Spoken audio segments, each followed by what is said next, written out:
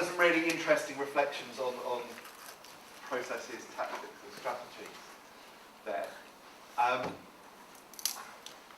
I think we've got at least 3 big questions being posed, which we probably want to take some of those forward into the open space session later on.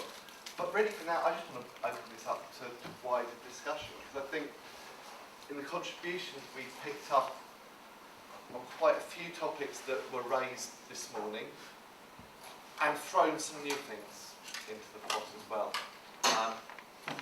So over to you, because I think the importance of this is the dialogue that happens between us as well as. So, Joe. Thanks very much for 4 very, well, quite different but really stimulating talks in my mind, really. I'd like to ask a question really for all 4 of you, but I suppose particularly in the light of what Dan and Kelvin said, kind of this sort of demise or fragmenting of certain existing climate action or climate action groups. And I'd like to, the question I'd like to ask is, what exactly is wrong with failure? I think there's a kind of question before what you guys are talking about, which is, on whose terms are we defining success? What does success actually mean? And why is failure a bad thing? So what does it mean to fail? And why might that be bad? That's kind of the, because Kelvin, you said, actually some of the role of these organisations is to, flash a trail and kind of die magnificently, and then see what emerges from the ashes of that. And is there anything wrong with that? Yeah. Pete and Mark. Just very quickly, completely into that. In what sense is it failure? Is it not taking political opportunities when they are there? When the opportunities change, you do something else, which is called using your brain. So, I'm thinking of Vivian and Cloud's arguments about poor people's movements, why they succeed, why they fail, pointing the importance of creating early health and disruption, and the importance of the climate movement in renaming things, and job done, perhaps the battle now is slowed down through Greece for a bit. Mark, and then maybe I'll sort of take some responses to... That's exactly what I'm talking about. Process point. So far today, all of our attention has always been focused on the front of the room. We've had a chance to talk a little bit over lunch. What I would propose is that the tables talk among themselves for 5 minutes, and maybe each table generates a couple of questions that can be put to our esteemed panel at the front.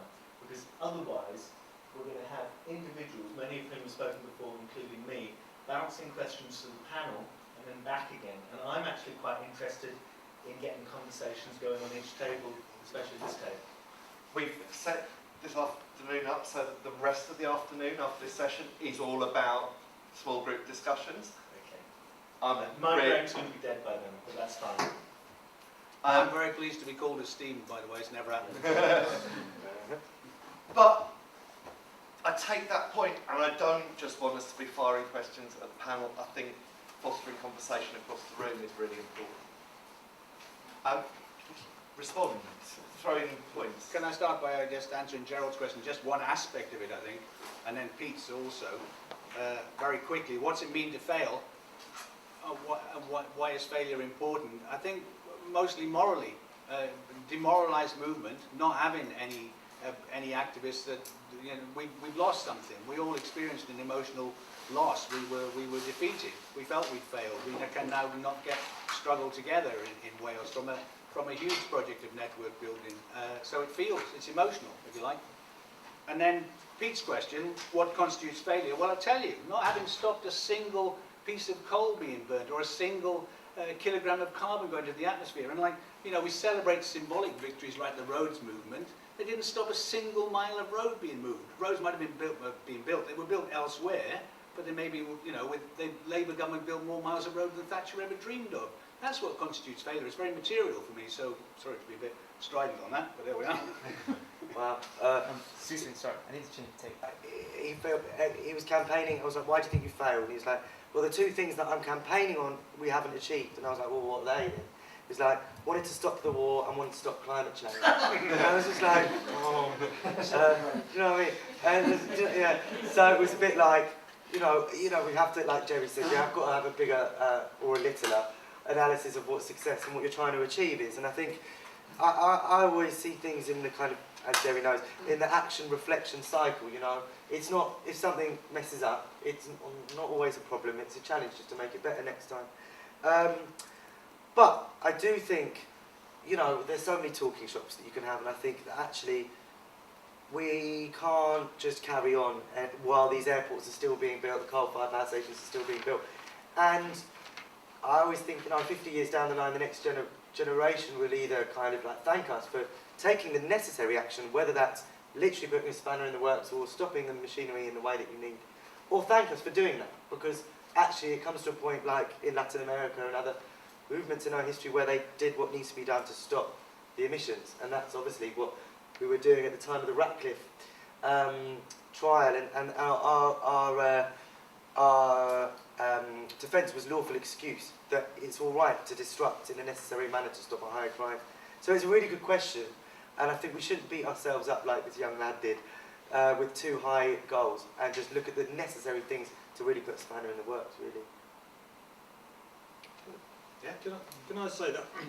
I think we're talking about two very different kinds of things, two very different kind of processes here. One is campaigning, struggling, call it what you want, to prevent things happening. And another is actually setting up projects, activities, processes which make things happen, like a community garden actually goes ahead, a community energy project. Alan was talking about putting solar panels on roofs and so on. Now, the first and the second are entirely different, and actually one of the big problems is how you combine those two kinds of processes together. Because in order to develop a community project which actually has a productive social, environmental, entrepreneurial role is not something which can easily be combined with, for want of a better term, a struggle dynamic. They're two very, very different kinds of things, and yet they do in some sense need to be combined, because the productive arrangements, the community gardens, the community supported agriculture and so on, require for their full development a political framework which enables them to mature and be supported politically at the local and at the national level. And one of the problems we have is that the struggle stuff and the productive stuff don't go together. Now, I think that I was involved for many, many years in the struggle stuff, and then I became a development worker and helped set up some of a community garden project. And then along came the Camp for Climate Action, and I got involved in that as well. And I've observed both of these processes. And as I say, I think the real issue is how do we combine these two processes.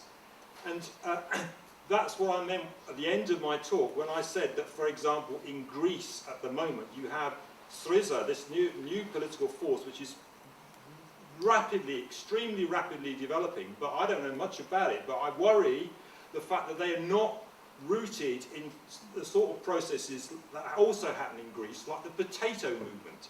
The potato movement you probably read, you may have read about in The Guardian, where people are so poor that they benefit by buying potatoes directly from local farmers, and the local farmers benefit from selling their potatoes directly to local people, and they cut out the supermarkets. That's a major and important development process, redeveloping the local economy in the sorts of ways that we would want to see happen. And so the way in which these two kinds of processes are combined in the context of the economic crisis, and virtually none of this discussion has had any reference to this economic crisis, which is going to draw millions and millions of people in very short time. It's the combination of these two processes in the context of the economic crisis on which the future will be based, and whether we get that right or not. Can I just come back and answer the stuff about failure? I don't think that anything that any of the activist movements have been involved in should count as failure. My view on failure is the only thing that should be put in that box is the failure to engage. My granddad, before he died, always used to say to me when I'd whinge about things that hadn't worked out, he used to say, listen, I've never given up or accepted that the outcome of the 1926 general strike has finally been determined. It's an ongoing issue for me. And I think that we need to see ourselves in that sort of, like, it's about, for me, it's about a failure to engage. And that's the only stuff that I'm really concerned about. Capitalism is no failure that we could conjure up for ourselves. It can be on the same scale as the current failure of capitalism, but it doesn't, there's no indication that capitalism is giving up. It's just reconfiguring, and so must we. The things that we have to look at, I think, are the disconnects that exist. There was an accusation that what Brian said he could have been saying 10 years ago. That's monumentally unfair. I was at a meeting with Brian 40 years ago when he was saying pretty much that sort of stuff.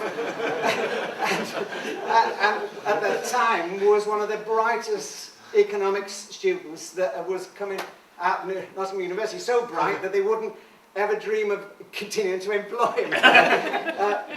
But that is where we are. The difference between the era that Brian and I came out of was that we were in the delusionary business of occupying this place and many other places because we wanted to shift the intellectual grounds. And at the moment, for those within academic institutions, the question has to be, what intellectual space do you offer that connects with the activism? Because for about 10 years in Parliament, I was the chair of the Parliamentary or Party Social Science and Social Policy Research Group, and basically we banned academics from coming to talk to the group because it was so boring. I mean, really turgidly boring. And you know, it doesn't take much to send MPs to sleep, but academics were brilliant. So we just banned, and this was what worried me. There was nothing that connected the thinking processes to the activism that was going on outside in search of a coherence. So for me, there's a question about how we can contribute to moving things forward in a context which cannot ever be allowed to get away from what Brian was saying, which is that where we are now is the most monstrous mess of my life, and it is going to get worse. And so we have to work out a different politics of engagement that will minimize the damage, minimize the divisions, and muddle through as best we can.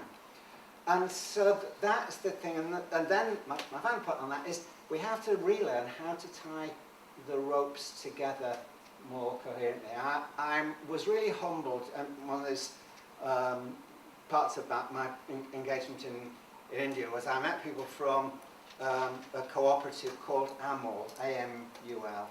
It just happens to be the biggest co-op on the planet. There's about 20 million people in it, and it started off in Gujarat as a movement opposing Nestlé's attempt to palm India off with dried milk.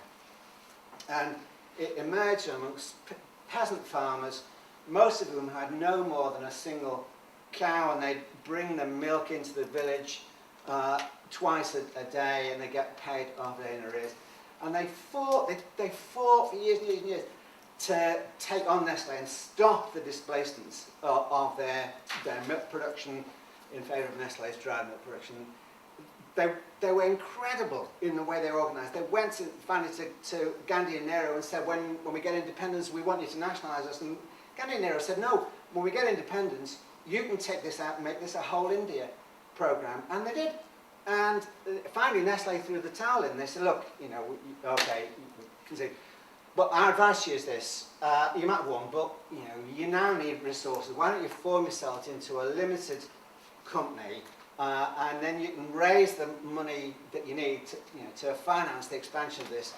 And the people on the board thought, listened to them and then said afterwards, well, that's really interesting. We're going to take no notice of you at all because for two reasons. One, we think that if we formed ourselves into one of those limited companies, you know, share owned, you'd buy all the shares, and then you'd force us to sell our cows, and then we'd be stuck with that bloody dried milk you've been trying to palm off on us for years. So that's why we. But even if we believed you, there's 20 million members out there who wouldn't, and they are the ones who cast the vote. And I came back to our community movements in the realisation that we fall out over which side of the road the community organisations' boundaries are set. You know, the inability to make links beyond the microcosmic is a terrible shortcoming in our society. And I just think we have to be willing and able to think in more connected terms, more tolerant terms, and understand that solidarity actually is based in part on numbers, and not just the solidarity of me and the person next door. Unless we can make those links, we are going to be played off, and we're going to be brutally divided and destroyed.